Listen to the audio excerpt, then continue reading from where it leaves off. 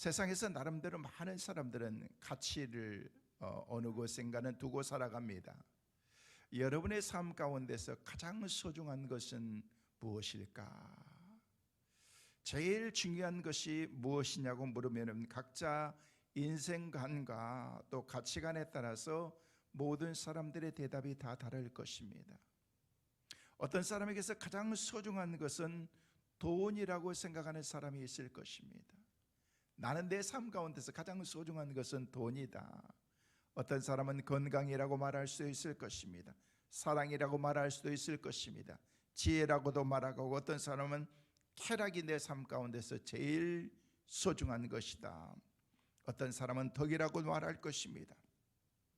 여러분, 이 세상에서 중요한 것이 과연 뭘까? 내 삶 가운데서 내가 가장 비중을 두고 소중하게 여기는 것이 무엇일까를 우리가 생각해야 되는 것입니다. 피타고라스라는 사람은요, 그런 얘기를 했습니다. 내 삶 가운데서 가장 소중한 것은, 가장 존귀한 것은 존귀한 생애를 어떻게 살아가느냐 하는 것이 그 삶 가운데서 중요한 것이지, 부차적인 그런 어떤 환경적인 그런 모든 삶 가운데서 그런 것이 내 삶에 중요한 것이 아니고, 내 삶을, 하루를, 내 인생을, 지금을 어떻게 우리가 살아가느냐, 이것이 내 삶 가운데서 중요한 것이다라고 그렇게 말했던 것입니다. 여러분, 사는 것이 중요한 문제가 아니라 바로 사는 것이 중요한 거예요. 어디에서 사는 것이 중요한 것이 아니라 어떻게 사느냐가 중요한 거예요. 무엇을 말하느냐가 중요한 것이 아니라 어떻게 우리가 삶을 실천하면서 행하면서 살아가느냐가 중요한 것입니다. 얼마나 오래 사느냐가 중요한 것이 아니라 얼마나 보람있게 사느냐가 우리 삶 가운데 중요한 것입니다. 그러므로 모든 일에 올바른 생각과 확고한 그런 우리의 정신의 자세를 가지고 우리가 살아가게 되면요, 분명한 가치관을 가지고 살아가게 되면요, 그 사람은 함부로 살아갈 수가 없는 것입니다. 왜냐하면요, 거기에 가치가 있기 때문에 그런 것입니다. 소중한 것을 분명히 깨달았기 때문에, 전에는 내 삶 가운데서 이것이 내 삶의 가장 소중한 것이라고 생각했던 모든 것들을 하나씩 하나씩 다 내려놔 버리기 때문에 그런 것입니다. 그래서 어떤 마음으로 내게 맡겨진 그런 그 직분과 사명을 감당할 것인가, 어떤 자세로 민족 앞에서 내가 살아가게 될 것인가, 어떤 심령을 가지고 내가 모든 인간의 역사 삶 가운데서 내가 거기에 깊이 들어가서 내 인생을 살아갈 것인가, 어떤 인생관과 어떤 가치관을 내가 가지고 살아갈 것인가, 이것은 굉장히 소중한 것입니다. 나는 어디서 와서 어디로 가고, 나의 설 자리는 어디고, 내 삶의 목표는 무엇이고, 내가 해야 될 일은 무엇이고, 내 삶의 의미는 어디다 내 삶의 의미를 두어야 될 것인가, 적어도 이 정도는 우리가 생각하면서 살아야 된다는 거예요. 여러분, 이런 인생의 근본 문제에 대한 분명한 대답과 확고한 신념을 우리는 인생관이고 우리의 인생의 가치관이라고 그렇게 말하고 있는 것입니다. 근데 죄송하게도 오늘날 많은 사람들이 그런 인생관이 없습니다. 그런 삶의 가치관을 어디다 두어야 될지를 모르면서 그냥 살아가는 그런 보편적인 삶을 살아가는 사람들이 많이 있다는 것입니다. 정말 한 번밖에 살 수 없는 그런 우리의 고귀한 인생을 어떻게 살아가야 되느냐는 것은, 우리 모든 문제는 여러분, 우리의 기본 태도에 그 삶의 가치를 어디다 두고 살아가느냐에 따라서 우리의 삶의 방향이 달라지기 때문에 그렇습니다. 그래서 우리는 무엇을 볼 때 바로 보아야 되고, 깊이 보아야 되고, 때로는 넓게 그 모든 문제를 바라봐야 되는 거예요. 너무 근시안적인 그런 안목으로 모든 문제를 바라보고 그런 시각을 가지고 있기 때문에 어떤 그런 미래에 대한 그런 어떤 그림이 보이지 않고 그렇게 살아갈 수밖에 없는 것입니다. 우리가 바로 보지 못하기 때문에 피상적인 판단을 하면서 그냥 다른 사람들이 살아가는 그런 삶의 방식대로 그냥 우리의 인생이 그냥 따라가는 거예요. 개척자의 정신으로 내 인생을 날마다 새롭게 만들어 나가는 것이 아니라, 다른 사람도 이렇게 살아갔으니까 나도 어저께도 이렇게 살았으니까 오늘도 이렇게 살아야 된다는 그런 마음으로 우리의 인생을 살아간다는 것입니다. 여러분, 보는 것은 보는 것에만 그치는 것이 아니에요. 보는 것에 따라서 우리의 삶의 모든 것이 다 달라지기 때문에 그렇습니다. 그래서 우리가 무엇을 볼 것인가를 생각하는 거예요. 제가 늘 말씀을 드리겠지만, 무엇을 생각하느냐, 무엇을 보느냐, 무엇을 듣느냐에 따라서 우리의 말하는 것이 달라지기 때문에 그렇습니다. 여러분, 생각하고 보고 듣고에 따라서 우리의 말과 행동이 달라지기 때문에 그런 것입니다. 어떤 인생관을 가지고 살아가느냐에 따라서 인생을 살아가는 태도와 자세와 목표가, 우리의 삶이 다 달라질 수밖에 없다는 것입니다. 인생관은 단순히 인생을 어떻게 보느냐의 문제가 아닌 것입니다. 우리의 행동 원리가 되고, 우리의 판단의 원리가 되고, 지도의 원리가 되기 때문에 그런 것입니다. 그래서 이것은 소중한 거예요. 올바로 사는 데서 올바른 행동이 나옵니다.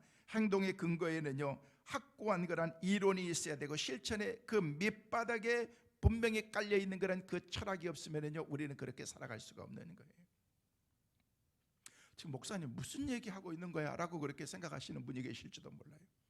왜냐하면요, 내가 이런 그림이 없으면요, 그렇게 살지 못하기 때문에 너무 생소하게 느껴지는데, 이것은요, 우리 인생을 살아가는 데 있어서 분명하고 확고한 그런 그 신념을 가지고 내가 살아가지 않으면요, 우리는 그냥 보통적인 그냥 일반적인 삶을 살아갈 수밖에 없는 거예요. 다시 말씀드리지만, 단 하루, 오늘 하루는요, 내 삶 가운데 주어진 first이자 last인 그런 하나님의 찬스인 것입니다.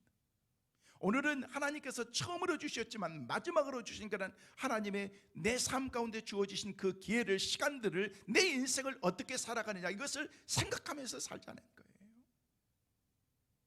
여러분, 이론이 없는 행동은요, 그것은 힘이 없습니다. 철학이 없는 실천은요, 그것은 오래갈 수가 없는 것입니다. 철학이 없는 그런 국민, 철학이 없는 성도, 철학이 없는 사람, 여러분, 신념이 없는 백성은요, 절대 그 사람은요, 일어날 수가 없는 것입니다. 이런 사람은요, 유혹 앞에 쉽게 타락합니다. 시련 앞에 좌절합니다. 고난 앞에 금방 낙심합니다. 초지일간 어떤 그런 시종일관 나가는 그런 삶이 없습니다. 백절불굴의 그런 7.8기의 그런 삶이 없습니다. 몇 년 전에 저희 교회 오셨던 그런 홍수환 장로님, 우리 교회 와서 집회하셨잖아요. 집회하시고 난 다음에 교제하면서 차를 마시면서 여러 가지 얘기를 하면서, 그분 진짜 그 권투 선수로서 세계적인 그런 챔피언이 되기까지 얼마나 많은 그런 힘들고 어려운 그런 과정들을 겪었지 않습니까? 그러면서도 자기가 꼭 이루어야 될 그런 목표가 있었다는 것을 자기는 한 번도 내려놓지 않았다는 거예요. 그 목표를 이루기까지 그 정상에 올라가는데요, 한편을 올라가 보니까 허무하더래요. 내가 그토록 힘쓰고 애쓰고 올라가려고 했던 그런 자리가 여기에졌는데, 여기 정상에 딱 올라와 보니까 내가 이것을 어떻게 지켜야 될 것인가 생각하면서 한편으로는요, 이제는 정상에서 내려가는 그런 길밖에 없는데라는 그런 생각을 하는데, 그러면서도 자기의 삶 가운데서 불굴의 의지와, 그리고 다시금 내가 일어나야 되겠다는 내 분명한 그런 목표와 목적이 있기 때문에 그 삶을 그렇게 살았다고 하는 그런 간증을 들은 적이 있습니다. 내가 뭔가를 이루어야 되겠다는 그런 그 목표가 있는 사람들은 아무리 쓰러져도 또 일어나는 것입니다. 아무리 힘들고 어려운 그런 환경이 내 삶 가운데 온다고 할지라도 그것에 좌우되지 않고 그 가운데서 일어난 것이, 그래서 성경엔 꿈이 없는 백성은 망한다라고 그렇게 우리에게 말씀으로 선언하고 있는 것입니다. 여러분, 이상이 없는 민족은 역사의 시련과 위기에 부딪혔을 때 이것을 극복하지 못하는 것입니다. 사실 그래서 우리 국민들에게, 우리 모두에게 갖고 있는 그런 필요하면서도 결여되어 있는 것이 바로 이런 것들이 아닌가 생각해 보는 것입니다. 어제의 행동보다는 오늘의 행동보다는 내일의 행동이 더 새롭게, 그리고 발전적이고 진취적인 그런 행동적인 그런 삶을 살아가야 되는 거예요. 날마다 새롭게 된다는 것은 부단히 전진하는 사람의 모습이고 꾸준히 노력하는 사람의 태도인 것입니다. 우리는 그래서 날마다 새로워져야 되는 것입니다. 어떤 사람은 왜 저렇게 새롭지? 왜냐? 날마다 노력하기 때문에 그런 것입니다. 성경에 새 하늘과 새 땅이라는 말이 종종 나오죠. 낡은 사람과 새 사람이라는 그런 말도 나옵니다. 만물을 새롭게 한다는 그런 그 말도 우리 가운데 계속해서 성경의 말씀으로 등장하는 것을 볼 수가 있습니다. 우리는 새 마음으로 새 생활을 하는데 힘쓰면서 그래야 우리가 새로운 그런 민족이 되고 새로운 그런 하나님의 사람이 될 수가 있기 때문에 그런 것입니다. 새 나라를 만들고 새 역사를 창조하고 새 세계를 건설해야 됩니다. 만물이 새로워져야 됩니다. 모든 사람들이 새 사람이 되어야 되는 것입니다. 그러면은요, 새 사람이라는 것은 무엇이고 낡은 사람이라는 것은 뭐냐는 거예요. 여러분, 새 사람이라는 것은 마음이 새롭고 생각이 새로워진 사람을 가리켜서 새로운 사람이라고 하는 거예요. 그럼 낡은 사람이라는 것은 뭘 말하는 것인가? 낡은 사람이라는 것은요, 마음이 낡고 생각이 낡은 사람인 것입니다. 여러분, 젊은 사람들도 낡은 사람이 있습니다. 연세가 드셨는데도 늘 새롭게 그 인생을 살아가는 그런 사람이 있습니다. 왜냐하면요, 마음이 새롭고 생각이 늘 새로운 그런 진취적인 그런 삶을 살아가기 때문에 그런 것입니다. 여러분, 나이가 아니라는 거예요. 사람이 낡았다, 새롭다라는 그런 기준이 나이가 아니고 연륜을 가리켜서 얘기하는 것이 아니라는 것입니다. 젊음은 새롭고 나이 드셔서 늙으시면은요, 그것은 낡은 것인가? 그게 아니라는 것입니다. 생각이 새로워져야 되는 것입니다. 젊은 사람이 낡은 생각을 가질 수가 있고요, 늙으신 분들이, 연세 드신 어른들이요, 새로운 생각을 가질 수도 있는 것입니다. 생각에 따라서 우리의 삶의 사람이 달라지기 때문에 그런 것입니다. 여러분, 잠언의 말씀 보면 생각이 어떠하면 그 위인도 그러하다라는 그런 말씀을 우리에게 하고 있습니다. 그러므로 새 사람이 되기 위해서는요, 그 사람의 생각이 날마다 어떻게 돼요? 새로워져야 되는 거예요. 새로워져야 되는 거예요. 하나님, 내 영광을, 내 머리를, 내 삶을 정말 하나님의 영광을 위해서 새롭게 프레시한 그런 그 마인드를 갖고 내가 살아갈 수 있도록 도와달라고 우리가 하나님께 그렇게 기도하는 거예요. 그러기 위해서는요, 내 생각 속에 있는 것들을 다 때로는 털어버려야 되는 거예요. 우리는 너무 거무줄처럼 막 얽히고 설키고 생각이 너무 복잡한 거예요. 집중이 안 되는 것입니다. 그래서 내 삶의 머리에 있는 그런 모든 것들을 다 버리는, 그래서 새롭게 포맷을 하는 게 중요한 거예요. 그래서 내 삶 가운데에서 새로운 목표를 가지고 살아가는 데 있어서 다른 것들이 내 삶의 어떤 영역에 깊이 들어와서 내 삶을 방해하지 못하도록 그렇게 만드는 것이 중요하다는 것입니다. 왜냐하면 생각이 바뀌지 않고는요, 그 사람이 절대 새로워질 수가 없기 때문에 그런 것입니다. 그러므로 우리가 정말 필요한 것은요, 생각의 혁명이고 의식의 혁명인 것입니다. 우리의 생각을 새롭게 하는 것이 모든 것을 새롭게 하는 그런 근본인 것입니다. 생각이 바뀌면 사람이 얼마든지 바뀔 수가 있기 때문에 그렇습니다. 오늘 일부에 나오신 여러분, 저 여러분의 생각이 구습을 쫓는 앳된 그런 그 생각이라고 하면은요, 새로운 그런 마인드로 생각이 바뀌어지는 그 은혜가 있게 되시기를 주의 이름으로 축원합니다. 그래야 우리가 새로운 사람이 될 수가 있기 때문에 그렇습니다. 그래서 오늘 저는 말씀의 제목을 새 사람, 새 생활이라는 그런 제목을 잡아보았습니다. 새 사람이 되었으면은요, 새롭게 삶을 살아가야 된다는 그런 말씀인 거예요. 그러기 위해서는요, 옛사람을 벗어버리지 않으면 절대로 우리가 새로운 사람이 될 수가 없는 것입니다. 새롭게 우리가 생활할 수도 없는 것입니다. 바라기 사는 성도 여러분, 저와 여러분의 삶이 예수 안에서 새롭게 되어지는 축복의 은혜가 날마다 있게 되시기를 주의 이름으로 축원합니다. 여러분, 아름다운 교회는요, 모든 성도들이 새 사람이 되어서 새 생활을 할 때 그 교회가 아름답고 행복한 공동체가 될 수가 있는 거예요. 제가 늘 꿈꾸는 교회, 하나님, 우리 교회가 행복한 교회가 되게 하시고 우리 성도들이 행복한 성도가 되게 하여 주옵소서. 제가 행복한 목회를 하게 하여 주옵소서. 그래서 늘 제 마음속에 늘 가지고 있는 생각이 인생도 행복하게 살고, 제가 그래서 늘 나가서 복음을 전하고, 오늘 저녁에도 제가 창원에 가서 집회를 오늘 저녁부터 하게 됩니다만은요, 늘 성도들에게 하는 그런 메시지의 초점이 그겁니다. 우리 인생 기쁘고 행복하게 살자. 힘들고 어려운 그런 일들이 많이 있지만은요, 그래도 내 삶 가운데서 하나님이 주신 그런 은혜들을 생각하면서 밝게 살아가는 거예요. 밝게 살아가는 거예요. 그래서 저도 늘 즐겁고 좋은 일들만 어디 있겠습니까? 그런데 즐겁게 살려고 하는 거예요. 그러면서 제가 꿈꾸는 그런 목회 방향과 목적이 우리 성도들이 교회에 나오면 행복했으면 좋겠다. 저는 여러분 모두가 교회에 나오고 신앙생활하고 우리의 만남이 예수 안에서 서로에게 행복을 주는 그런 축복의 만남이 될 수 있기를 간절히 소망합니다. 그렇게 살아가야 되는 거예요. 하나님, 하나님께서 주신 우리 공동체가 사랑의 공동체가 되게 도와주시고, 그리고 우리가 모일 때마다 하나님의 은혜로 새로운 사람들이 모였기 때문에 서로 사랑하고 행복한 그런 공동체를 이루게 하여 주옵소서. 그것이 바로 제가 가지고 있는 그런 목표 가운데 하나인 것입니다. 이런 모든 성도들 새 사람으로서 새 생활을 하도록 서로가 힘써야 되는 것입니다. 사실 새 것은 다 좋은 것입니다. 헌 것은 주고요, 새 것을 얻는다는 것은요, 기쁨인 것입니다.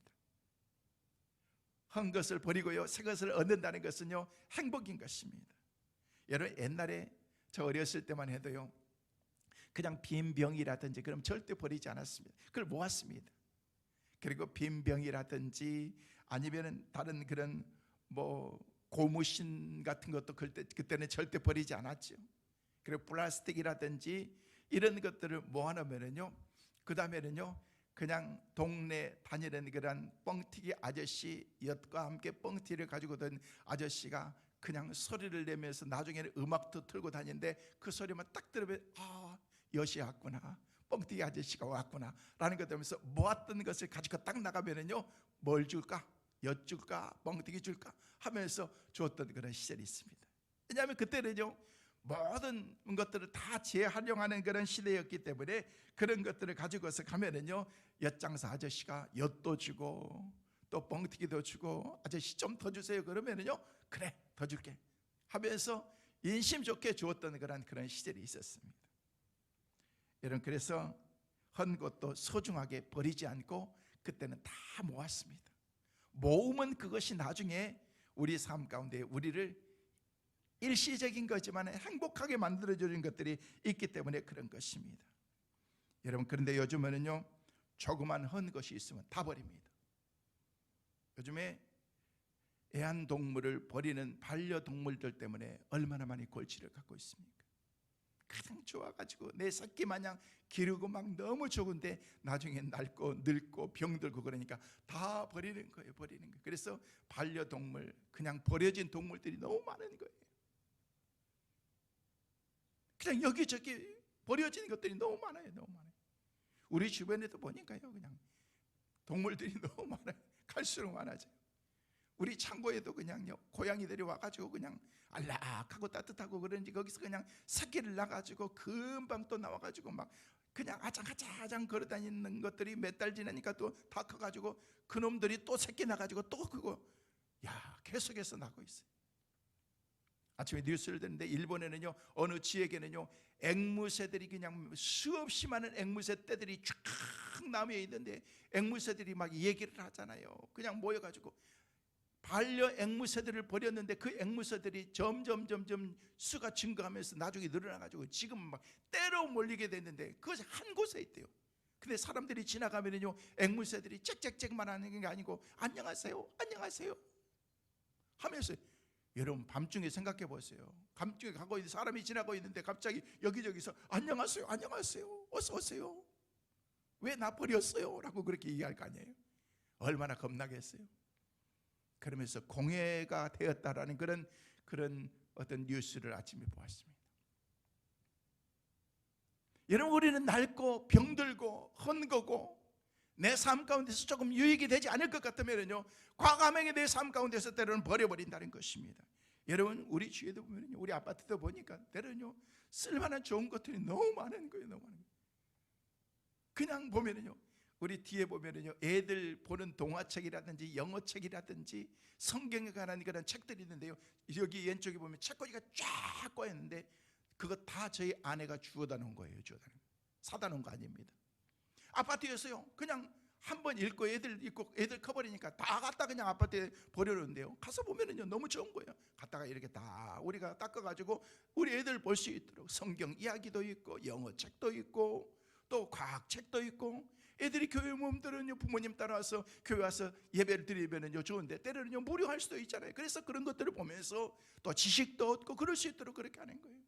보면은요, 가전제품이라든지 이런저런 것들이 얼마나 많이 버려져 있는지 모르는 것입니다. 어떨 때 보면은요, 너무 썽썽한 농을 이사 가면서 새 집으로 가기 때문에 그 집은 필요 없기 때문에 다 거기다 딱지 붙여놨는데요, 저걸 보면서 너무 아깝다라는 그런 생각이 들기도 하는 거예요. 여러분, 쓰레기, 고물, 그런 것들을 우리의 삶 가운데서 그것을 다 버리면서 내게 쓸모없다는 것입니다. 죄송한데요, 우리 인생도 재활할 수 있는 그런 인생이라고 하면 참 좋겠다라는 그런 생각이 가졌어요. 쓰레기 같은 그런 고물 인생도 새롭게 바꿀 수 있다면 얼마나 좋겠는가. 여러분, 마귀의 속성은 뭔 줄 아십니까? 마귀의 속성은요, 폐기 처분하는 거예요. 폐기 처분하는, 다 버리는 거예요. 망가뜨리는 것입니다. 쓸만한 것들을 다 망가뜨려서 다 버리고 그러더라니까요. 여러분, 제 집에 서재에는요, 에어컨이 없기 때문에, 리빙룸에만 있기 때문에 선풍기가 필요한데요, 선풍기가 안방에만 있고 그렇게 해서 선풍기가 하나가 필요하더라고요. 지나가 보니까 쓰레기 앞에서 선풍기가 좋은 게 있는 거야. 이거 쓸만한 것 같은데 하서 봤더니요, 선풍기가 너무 잘 되는 거예요. 제 서재에는요, 주운 선풍기 갖다 놓고 쓰고 있습니다. 뭐 주워 쓰면 어때요? 잘만 돌아가고 바람만 시원하면 되는 거지. 그게 낡은 게 아니야. 오래된 것도 아니야. 그냥 필요 없으니까 내놨겠지만은요, 그냥 저는 갖다 쓰는 거예요. 쓰는 거예요. Why not? 뭐 어때요?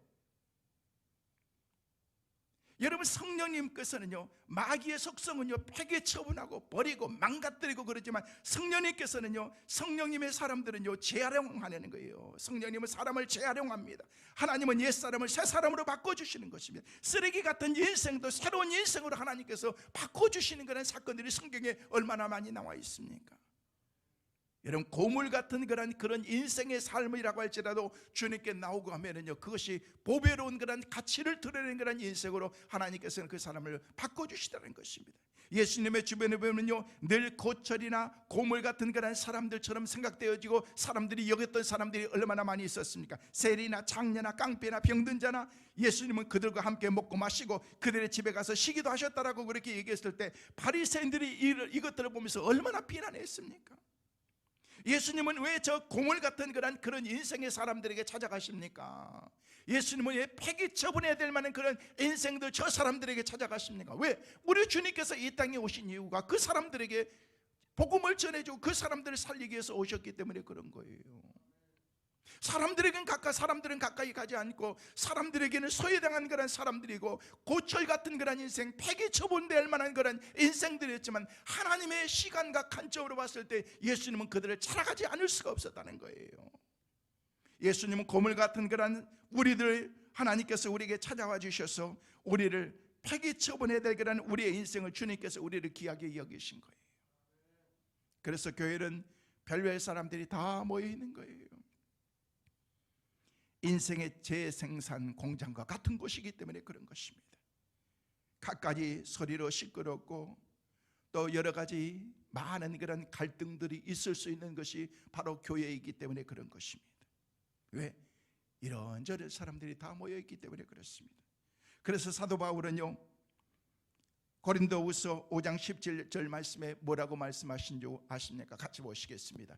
그런즉 누구든지 그리스도 안에 있으면 새로운 피조물이라, 이전 것은 지나갔으니 보라 새 것이 되었도다. 여러분, 교회는 조용하고 명상이 나하고 수도하는 그런 절간과 같은 수도원과 같은 곳이 아닙니다. 옛사람이 깨지고 녹아져서 새 사람으로 만들어지고, 놀라운 기적의 공장, 영적인 그런 병원으로서 새로운 삶을 살게 만들어주는 그런 병원이기 때문에 그리스도 안에 들어오기만 하면 새로운 피조물로서 우리의 인생이 달라진다는 거예요. 변화될 수 있다는 것입니다. 사랑하는 성도 여러분, 여러분들은 새로운 사람이 되셨습니까? 그렇다면 그리스도를 영접한 성도가 되어서 새로운 사람이 되었다면, 여러분 이제는 새로운 경력을 가지고 어떻게든 그리스도 안에서 여러분 새로운 피조물이라는 것을 절대 잊어버리지 마십시오. 근데 사람들이 새 사람이 된 것을 알고 있으면서도 새 생활을 때로는 하지 못하면서 살아갑니다. 예수 안에서 구원받은 그런 하나님의 백성이 되어서도 구원받은 그런 하나님의 백성답게 때로는 살지 못할 수도 있다는 거예요. 새 사람은 새 생활을 해야 되는 것입니다. 그래서 오늘 본문 4장 17절 말씀에는 우리에게 뭐라고 말씀하고 있습니까? 같이 한번 보시겠습니다. 그러므로 내가 이것을 말하며 주 안에서 증언하노니 이제부터 너희는 이방인이 그 마음에 허망한 것으로 행함같이 행하지 말라. 여기 말씀에 그러므로 이제 너희는 그렇게 살지 말라 이렇게 얘기하고 있는, 그게 뭐냐는 거예요. 그게 뭐래? 옛사람처럼 살지 말고, 옛날처럼 살지 말고, 허망되게 삶을 살지 말고, 하나님 앞에서 우리가 믿음으로 잘 살아야 될 것을 얘기하면서, 그리스도인들은 세상에 살고 있지만 세상 사람들과 다른 사람들이기 때문에 새 생활을 해야 된다라는 그런 말씀이라는 거예요. 여기서 우리들이 고민해야 될 것이 있습니다. 분명히 성삼위 하나님 성부와 성자와 성령의 하나님이 복을 주심을 믿고 예수 그리스도의 피의 공로로 제사함을 받았고, 다른 사람들을 보면요, 예수님을 믿으라고 때는요 우리 삶 가운데 전도도 합니다. 복음도 전합니다.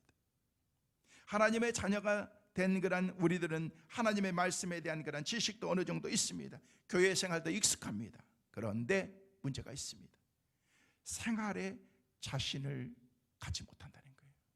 다시 말해서 알고는 있는데 그렇게 살지 못한다는 거예요. 하나님께서 주신 그런 하나님의 은혜 가운데 살아야 될 그런 사람들이 하나님의 은혜의 삶을 살지 못하고 그렇게 내가 살아가고 있다는 거예요. 새 사람이지만 세상을 하지 못하고 있는 것입니다. 하나님의 말씀을 들을 때는 마음의 감동이 있고 생활 가운데에서 내가 이렇게 실천하면서 살아야지라는 그런 마음을 갖고 있는데, 때로는요 그렇게 살지 못하고 있는 것입니다. 말씀을 먹기는 먹는데 생활의 실천 가운데에서 그것이 소화가 되지 않습니다. 어떻게 해야 이 이원론적인 그런 삶에서 우리가 벗어날 수 있을까? 이중적인 모순된 그런 삶에서 우리가 벗어날 수 있을 것인가?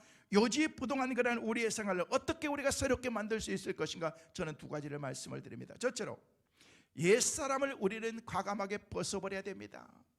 여러분, 이중적인 삶에 비견한 그런 그 삶에서 벗어나서 새로운 삶을 살기 위해서는요 옛사람을 벗어버리지 않으면 안 된다는 것입니다. 오늘 본문 22절 말씀에 보니까 뭐라고 말씀하고 있습니까? 다시 한번 보시겠습니다. 시작. 너희는 유혹의 욕심을 따라 썩어져가는 구습을 따르는 옛사람을 벗어버리고, 옛사람을 벗어버려야 우리가 새로운 사람이 될 수 있다는 것입니다. 새 옷을 입기 위해서는요 헌 옷을 벗어버려야 되는 거예요. 탕자가 회개하고 돌아갔을 때 누가복음 15장에 보면요 아버지가 제일 먼저 한 게 뭔 줄 아십니까? 돼지 우리를 치면서 입었던 그런 더러운 옷을 다 벗겨버리고 새 마포 옷을 지어가지고, 새로운 그런 옷을 지어가지고 그 아들에게 입히는 장면이 나옵니다. 여러분, 아버지가 하는 일이요 가장 먼저 하는 일이 뭐냐면요 더러운 옷을 입고 있는 이 옷을 다 벗겨버렸다는 거예요. 우리 남자들은 알 거예요. 남자들은 군대 가면요 군대 가서 제일 먼저 하는 것이 뭡니까? 그냥 각자 가지고 있었던 그런 입고 있었던 옷들을 가지고 입고 모자 쓰고 오고 장갑 끼고 오고 그냥 신발 신고 왔던 그런 신발을 다 줄을 딱 세워놓고, 지금부터 제가 말하는 그런 말에 여러분들은 예로 대답합니다. 알겠습니까? 예 합니다. 그 정도밖에 안 됩니까? 하면서 그러면 야 하면서 막 소리를 지르면서 알겠다라고 합니다.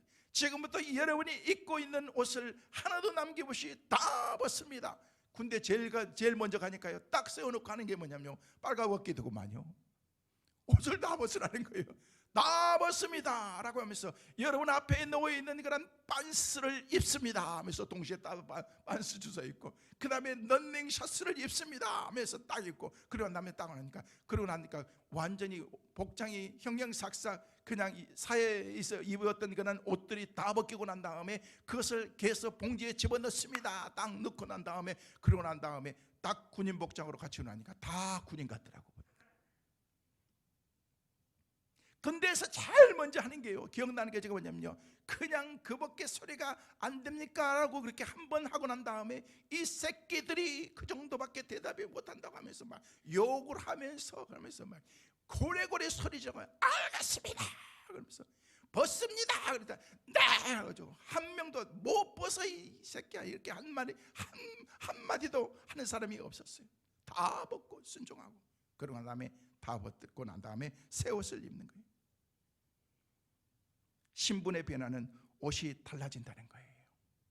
군인이 되면 군인의 군복을 입어야 되는 거예요. 예수 믿는 사람들의 옷을 입어야 되는 것입니다. 그런데 당자가 옛 옷을 벗어버리지 않고 있다면, 그 입대자가 민간인의 옷을 입고 있다고 하면 그 신분을요, 그것을 포기한 것이나 다름이 없는 것입니다. 군대 3년 동안, 2년 몇 개월 동안 근무하는 동안요, 밖에 옷을 입을 수가 없습니다. 속옷도 밖에 옷을 입을 수가 없습니다. 군대에서 지급해주는 옷을 입어야 됩니다. 불식 가운데 와가지고 검사해가지고 밖에 옷을 입고 있다는, 그건 걸린 것입니다. 큰일 나는 것입니다.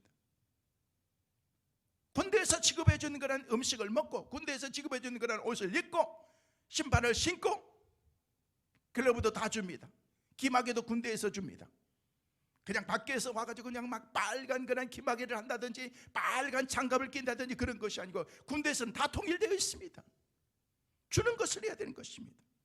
여러분, 옛사람을 벗어버리고라는 것은 옛 자아를 내게서 뽐내고 그렇게 가지고 있었던 모든 것을 다 던져버리고 내팽개쳐버리고 멀리 던져버리라는 것입니다. 옛 습관과 옛 살았던 그런 내 삶을 다 팽개쳐버리는 것입니다. 여러분, 목욕탕에 가서 목욕을 한 뒤에 헌 옷을 집어던지고 새 옷을 갈아입듯이 해야 된다는 것입니다. 옛사람을 벗어버리고 새 사람을 입으라, 그 얘기인 것입니다. 여러분, 옛사람을 벗어버린다는 게 뭔 줄 아십니까? 옛사람을 벗어버린다는 옛날 마음을 버려버린다는 것입니다. 오늘 보면 17절 말씀에 우리에게 그렇게 말씀하고 있습니다. 뭐라고 말씀하고 있는지 한번 보실까요? 17절 말씀에, 그러므로 내가 이것을 말하노니 주 안에서 증언하느니 이제부터 너희는 이방인이 그 마음에 허망한 것을 행함같이 행하지 말고 라고 그렇게 말하고 있습니다. 우리는 모두 과거에 하나님을 등지고 허망하게 살았던 이방인들이었습니다.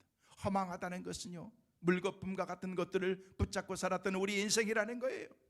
그런데 그런 것들을 버려버리고 마음에 새로운 그런 그 마음을 가지고 살아가는 것입니다. 그러면서 새로운 삶의 지배를 그때부터 받게 되는 거예요. 그래야 우리가 새로운 삶이 될 수가 있기 때문에 그렇습니다. 어떤 마음을 가졌느냐에 따라서 우리의 삶의 행동이 달라집니다. 컴퓨터에 하드웨어에 소프트웨어에 뭘 가지고 있느냐, USB에 뭘 집어넣느냐에 따라서 거기서 나오는 게 달라지게 되어 있는 것입니다. 우리의 생각 속에서 말씀을 드린 것처럼 무엇을 생각하느냐에 따라서 무엇을 보는 게 달라지고, 무엇을 생각하느냐에 따라서 무엇을 듣는 게 달라지고, 무엇을 생각하느냐에 따라서 말하는 게 달라지기 때문에 그런 것입니다. 믿음으로 생각하는 사람은 모든 것을 믿음으로 보고 듣고 말합니다. 영적으로 생각하는 사람들은 모든 것을 영적으로 보고 듣고 말하게 되어 있는 것입니다. 그래서 우리가 늘 영적인 것을 생각하고 믿음으로 생각하고 긍정적인 것을 생각하고, 할렐루야, 그렇게 살아가는 은혜가 있게 되시기를 주의 이름으로 축원합니다. 옛 사람이 변해서 새 사람이 되기 위해서는요, 내 속에 옛날 가지고 있었던 그런 프로그램들을 다 지워버려야 된다는 거예요. 다 지워버리지 않으면요, 안 되는 거예요. 안 되는 거예요. 우리가 그리스도인이 되기 전에 가졌던 그런 모든 생각과 가치관과 개념과 판단은요, 더러운 냄새나는 그런 애것들이기 때문에, 썩어가는 그런 구습이기 때문에 그렇다는 것입니다. 이것을 내팽개쳐버리라는 거예요. 버리라는 것입니다.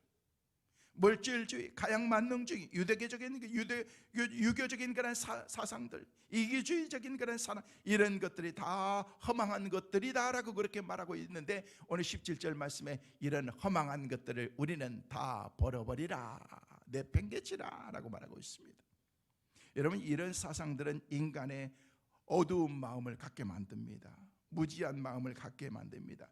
굳어진 마음에서 온 것이기 때문에 하나님에게서 떨어진 그런 떠나 있는 그런 마음이라고 얘기하고 있습니다. 이런 것들은 생명에서 떠나 있는 것들입니다. 18절 말씀에 그렇게 말씀하고 있습니다. 뭐나 이런 마음들은요, 감각 없는 생활을 하게 됩니다. 19절 말씀에 우리의 마음속에 감각 없이 하고 방탕한 생활을 하게 만들고, 그리고 이런 삶을 살아가면은요, 그때부터는요, 마치 브레이크가 없는 그런 그 사람처럼 제어하지 못합니다. 그냥 아무렇게나 막 가게 되는 거예요. 사고 나게 되는 것입니다. 무분별한 그런 그 삶을, 욕망의 삶을, 세속적인 삶을, 죽음의 삶을 살아가면서도 그것을 멈출 만한 그런 그 제어가 되지 않기 때문에 늘 사고 당하면서 살 수밖에 없는 것입니다. 각종 더러운 생각과 세상적인 욕망으로 계속해서 나 자신을 더럽히면서도 이것을 잡을 만한 그런 브레이크가 들지 않는 그런 삶을 살아가고 있는 거예요. 이런 더러운 가치관의 옛날 마음들을 마치 배설물처럼 다 버려버리고 옷을 갈아입듯이 갈아입고, 그렇게 살아야 우리가 새로운 사람이 되고 새로운 생활을 할 수가 있다는 거예요.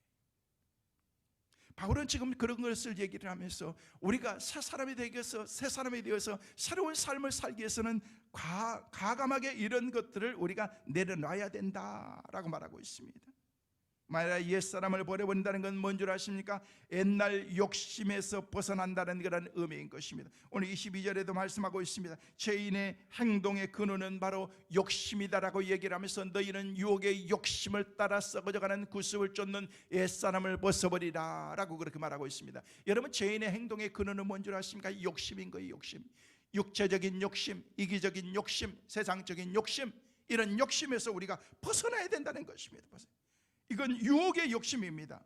마귀의 시험에는 두 가지가 있습니다. 하나는 빼앗는 것이 있습니다. 그리고 하나는 주는 시험이 있습니다. 여러분, 유혹한다고 말하는데요, 얼마나 마귀는 우리를 많이 유혹하고 있는지 몰라요. 유혹하면서 주일날 일거리를 주면서 때로는 너무 바쁘게 만듭니다. 분주하게 만듭니다. 그래서 믿음으로 제대로 살지도 못하게 만듭니다. 그냥 이 일 저 일 주어가지고 막 돈은 많이 벌게 만듭니다. 그래서 주일도 제대로 못 지키게 만드는 거예요. 인생 재밌게 만듭니다. 거기에 쑥 빠지게 만드는 것입니다. 사업이 막 바쁘게 만드는 것입니다. 돈 버는 재미가 재미있거든요. 괜찮거든요. 요즘 코로나라는 그냥 핑계로 그냥 그동안 예배 안 나와도 그냥 별 문제도 없거든요. 여러분, 주신 복만큼 살면 되는 거지, 열심히 일하고 소득대로 하나님께서 주신 것을 감사하면서 살아야 되지, 마귀는 막 이렇게 유혹해서 우리가 제대로 살지 못하게 만들고 분주하게 만들고, 근데 물질은 줍니다. 실컷 그렇게 주고 난 다음에 나중에 마귀가 다시 다 뺏어가는 거예요. 여러분, 열심히 모았는데 사탄이 다 뺏어가면, 요즘 욥기서 새벽에 말씀을 묵상하고 있지 않습니까? 욥에게 하나님께서 엄청난 부를 주었어요. 물질의 복, 자녀의 복, 환경적, 한순간에 그냥 하나님 빼앗아간 거 하지만 사탄의 그 시험에 의해서 그냥 한순간에 다 잃고, 여러분, 얻고 잃는 거 한순간입니다. 가지고 누리고 있다가 빼앗는 것도 한순간인 것입니다. 여러분, 눈 깜빡할 사이에 누가 어제처럼 추울 줄 알았나요? 아침에 춥다고 그렇게 뉴스 하는데요, 에이, 어제까지도 반팔 입고 다녔는데 저희 아내가 그런 거예요. 여보, 뜨뜻하게 따뜻하게 입고 갔어요. 감기거나 걸리고 그러면 콜록콜록 하면 큰일이니까. 그러면서 에이, 괜찮아, 나는 그냥 시원한 게 좋아 하면서 간편하게 입고 났다가 어제 저녁에는 얼어서 돌아가실 뻔했습니다. 그래서 자고로 여자의 말을 잘 들어야 되는데 제가 후회하면서 집에 갔습니다. 벌벌 떨면서 개떠시 떨듯이 떨다가 그냥, 야, 추워가지고 이렇게 갑자기 이렇게 추울 수가 있어요? 대관령이는 막 영하 5도 막 하고 막 그렇게 했다고 그러더라고요. 그래서 추우니까 작년에도 밖에다가 그냥 추운 날씨 몰라가지고 밖에 그냥 나무도 화분들을 쫙 놨는데 그냥 갑자기 영하로 떨어지면서요, 그냥 떨어지면서 나무가 그냥 다 얼어서 죽어가지고 올해는 안 돌아가시게 하려고 그냥 어제 있는 거 그냥 사역자들이 그냥 안으로 다 끌고 와서 꽃까지도 들고 왔는데, 미리 이렇게 준비하는 거예요. 갑자기 되는 거예요. 갑자기. 여러분, 많은 것들을 줬는데 빼앗아갈 때는요, 갑자기 빼앗아가는 거예요. 실컷 이용만 하고 빼앗아가는 것입니다. 제대로 한 번도 주일도 지키지 못하고 가정도 돌보지 못하면서 많은 돈을 줍니다. 그리고 빼앗아갑니다. 사고 나가고 재난 당하고 질병 당하고 나중에는 꼼짝 못하면서 다 마귀에게 바치도록 만드는 거예요. 마귀에게 속고 사는 것입니다. 여러분, 마귀는요 사기꾼입니다. 속이는 자입니다. 에덴 동산의 마귀는요 아담과 하에게 나타나서 먹어라, 보아라, 만져봐라라고 그렇게 유혹하면서 그 유혹을 성공시켰습니다. 예수님께서 와서도 기도하고 계실 때 예수님께 와서도 마귀는요 계속해서 그 수법을 이용했습니다. 돌을 떡으로 만들어봐라, 성전 꼭대기에서 뛰어내려봐라, 내게 절하기만 하면 모든 영광의 모든 것들을 내가 누릴 수 있도록 만들어주리라. 예수님 말씀하셨습니다. 사탄아, 물러가라, 물러가라. 요즘도 같은 수단으로 계속해서 성도들을 유혹합니다. 요한일서 2장 16절 말씀 보니까 우리에게 그렇게 말씀하고 있습니다. 같이 보시겠습니다. 이는 세상에 있는 모든 것이 육신의 정욕과 안목의 정욕과 이생의 자랑이니 다 아버지께로부터 온 것이 아니요 세상으로부터 온 것이라. 세상으로부터 온 것이라. 육신의 정욕 먹어보라고 얘기합니다. 안목의 정욕 보라고 얘기를 합니다. 그리고 이 생의 자랑 만져보라고 얘기합니다. 이런 모든 것들을 만져보고 먹어보고 누려보고 그리고 가져보고 이런 것들을 다 하지만은요, 이런 것들이 우리의 삶을 만족하게 해주는 것이 절대 아니라는 것입니다. 여러분, 그림자 같은 나날을 욕심으로 채우고 항상 내 자신만을 위해서 쓸모없이 지내고 분토마토마던 그런 우리의 삶을 위해서 우리는 욕심을 가지고 소용없는 것들을 위해서 우리는 붙잡고 살아가고 있다는 것입니다. 허망한 것, 여러분 거품과 같은 것들을 우리는 붙잡고서 살아가는 것입니다. 그래서 야고보 사도는 야고보서 1장 15절 말씀에 뭐라고 말씀하고 있습니까? 같이 보십니다. 욕심이 잉태한즉 죄를 낳고 죄가 장성한즉 사망을 낳느니라. 옛사람을 벗어버린다는 것은요, 옛날 마음을 벗어버리는 것이고 욕심을 버리는 것이고 그리고 옛날 습관을 버리는 것입니다. 습관. 우리에겐 습관이 있잖아요. 잘못된 습관, 구습을 쫓는 습관. 언젠가 어느 가정에 신방을 갔는데요, 신방을 끝나고 나니까 머리가 너무 아픈 거예요. 왜냐하면 그 가정에 향수를 너무 많이 뿌려놨어요. 가만히 보니까 향수를 왜 뿌렸나 했더니요, 남편이 담배를 피워가지고 집에서 담배 냄새가 나는데 환기를 시키고 청소도 하고 그랬는데도 혹시 목사님 와가지고 담배 냄새 맡을까봐 차라리 그냥 놔두지 담배 냄새가 더 낫겠더라고요. 향수를 뿌려가지고 나중에 너무 많이 맡으니까 머리가 아픈 거예요. 그러던 내가 그러게 향기가 참 좋네요 라고 얘기했지만은요, 좋은데 머리가 너무 아픈 거예요. 여러분, 예수 믿고 난 다음에도 그 습성을 못 버린 거예요. 아직도 이런 걸 못 버리는 거예요. 이제는 버려야 되는데, 이제는 좀 새롭게 살아야 되는데, 포기해야 되는데, 하나님께서 우리 가운데 믿음을 주시면은요, 하나님께서 주신 그런 믿음의 그 깊이 들어가면요, 그때부터 세상 것들을 막 긋게 되는 것입니다. 여러분, 초신자나 평신도는요 그래도 이해가 되지만요, 중직을 맡은 분들 가운데서도 그런 삶을 아직도 포기하지 못하고 내려놓지 못하면서 살아갈 사람들이 많이 있다는 거예요. 내려놔야 됩니다. 세속적인 그런 삶을 우리가 내려놓을 때 마치 거머리같이 우리의 삶에 딱 달라붙어서 붙어있는지도 모르면서 내 피를 빨아먹고 내 삶을 점점 망가뜨리고 있는 것들을 내려놓고 옛 구습, 옛 습관들 내려놓지 않으면 우리가 새로운 삶을 살아갈 수가 없기 때문에 그렇습니다. 믿음으로 살면은요, 얼마든지 그렇게 살아갈 수가 있습니다. 하나님께서 할 수 있다라고 그렇게 말씀하시면서 우리에게 그렇게 말씀하셨잖아요. 믿음만이 능력이라 하시네. 할 수 있다 하신 이는 나의 능력 주 하나님. 그러면서 믿음만이 능력이라 하시네. 할렐루야. 우리가 믿음으로 살아가면요, 내 힘으로는 할 수 없지만 하나님께서 우리 가운데 그런 믿음을 주셔서 우리가 그 일들을 감당하게 될 줄로 믿습니다. 하나님 앞에 약속을 하십시오. 결심을 하십시오. 하나님께 모든 시선을 고정시키십시오. 그리고 내가 그렇게 한번 살아가 보는 것입니다. 사랑하는 성도 여러분, 이런 것들이 만약에 우리 안에 작은 것들이라고 있다고 하면요, 그 모든 것들을 해결해서 변화되어서 새로운 삶을 살아가야 되는 것입니다. 성도 여러분, 옛사람을 벗어버리고 새 사람이 되어서 거듭난 그런 하나님의 사람들로 살아가는 우리 모두가 되시기를 주의 이름으로 축원합니다. 두 번째로, 새 사람을 입어야 되는데 옛사람을 벗어버렸으면 새 사람을 입어야 되는데 24절 말씀에 우리에게 그렇게 말씀하고 있습니다. 하나님을 따라 의와 진리와 거룩함으로 지으심을 받은 새 사람을 입으라. 예수님을 영접한 사람에게는 하나님은 새 영을 주십니다. 에스겔 11장 19절 말씀에 우리에게 뭐라고 말씀하고 있습니까? 같이 한번 보실까요? 같이 보십니다. 내가 읽습니다. 내가 그들에게 한 마음을 주고 그 속에 새 영을 주며 그 몸에서 돌 같은 마음을 제거하고 살처럼 부드러운 마음을 주어라고 그렇게 우리에게 말씀하고 있습니다. 성도는요, 마음의 영이 새롭게 태어난 사람인 것입니다. 여러분, 육체적인 마음, 혼적인 마음, 영적인 마음, 이런 것들을 하나님께서 새롭게 만드는 것이며, 새로운 사람이 되기 위해서는요, 새 마음을 가져야 돼요. 결심을 해야 된다는 거예요. 그래야 우리가 새로운 사람으로 우리가 살아갈 수 있기 때문에 그런 것입니다. 그때 우리가 성령님께서 살 수 있도록 하나님께서 우리 가운데 능력을 주시는 것입니다. 성령님과 교제하고 성령님과 사귀고 성령님과 친밀하고 하나님께서 주신 그런 은혜 가운데서 성령님과 가깝게 우리가 느끼면서 살아가는 것입니다. 에베소 5장 17절 18절 말씀에 그래서 우리에게 뭐라고 말씀하신지 같이 보시겠습니다. 그러므로 어리석은 자가 되지 말고 오직 주의 뜻이 무엇인지 이해하라. 술 취하지 말라. 이는 방탕한 것이니 오직 성령으로 충만함을 받으라. 성령의 충만함을 받으라. 계속적으로 채우는 태도, 내 속에 하나님으로 가득하는 것, 이것이 바로 새 마음을 갖는 비결인 것입니다.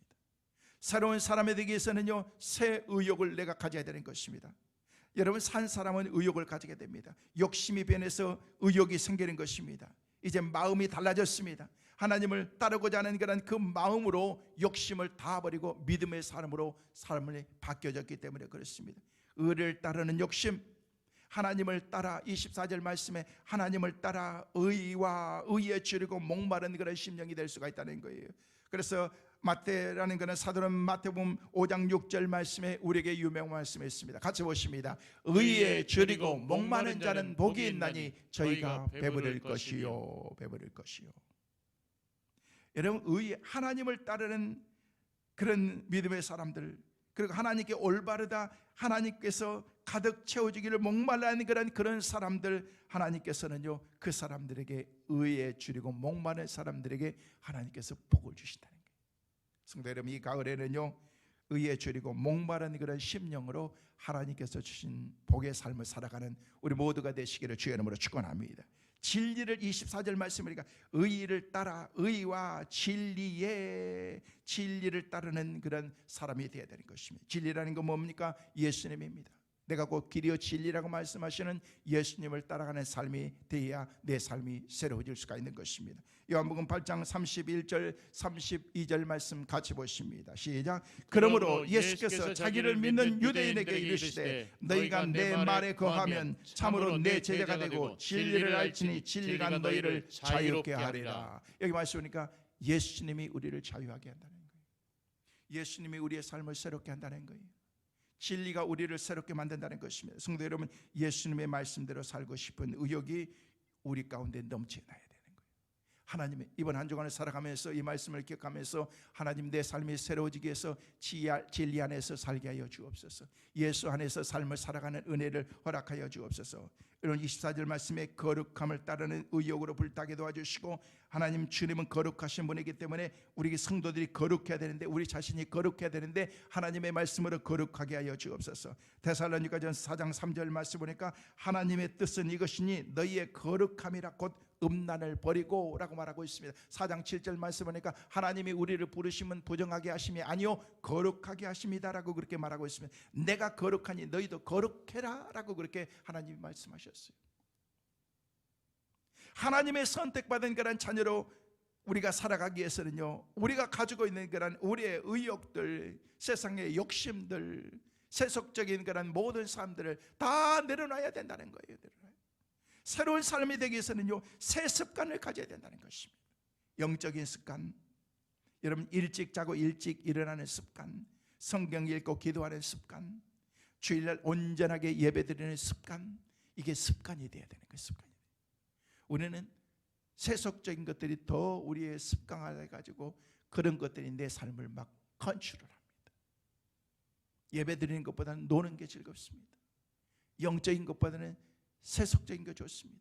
믿음의 사람들보다는요 세상 사람들이 더 좋습니다. 이걸 바꿔야 된다는 거예요. TV를 잘 보는 사람들은요 바꿔가지고 성경을 잘 보는 사람이, 맨날 트로트만 부르는 사람은요 찬송을 부르는 사람으로 바뀌어져야 되는 거예요. 아멘. 그래야 우리의 삶이 새로워지는 거예요. 우리의 행위나 습관과 사상, 그것들이 다 우리의 인격을 만들어 나가고 신앙의 사람으로 우리를 만들어 나가기 때문에 그런 것입니다. 여러분, 태도가 변하면요 기적을 낳습니다. 죄송합니다. 한번 따라하겠습니다. 태도가 변하면 기적을 낳습니다. 태도가 변하면 기적을 낳습니다. 여러분의 기적의 주인공들 모두가 되시기를 주의 이름으로 축원합니다. 습관이 변하면 새 사람을 낳습니다. 습관이 변하면요, 내 습관이요 TV 보는 습관에서 성경 보는 습관으로 트로트 부르는 습관에서 찬송 부르는 습관으로 그게 바뀌게 되면은요, 새 사람을 낳습니다. 말씀을 맺습니다. 성도 여러분 예수님 만나서 이미 새로운 사람이 다 되었습니다. 옛사람을 벗어버리고 새 사람을 입고 살아가는 사람들입니다. 사랑하는 우리 승민의 가족 여러분, 호소합니다. 옛 마음을 버려버리시고 새 마음으로 바꾸어서 살아가는 우리 모두가 되시기를 주의 이름으로 축원합니다. 욕심을 버리고 새 의욕으로, 습관을 버리고 새 습관으로 살아서 새 사람인 우리들이 세상을 통해서 날마다 축복된 삶을 살아가는 우리 모든 성도들 꼭 되시기를 주의 이름으로 축원합니다.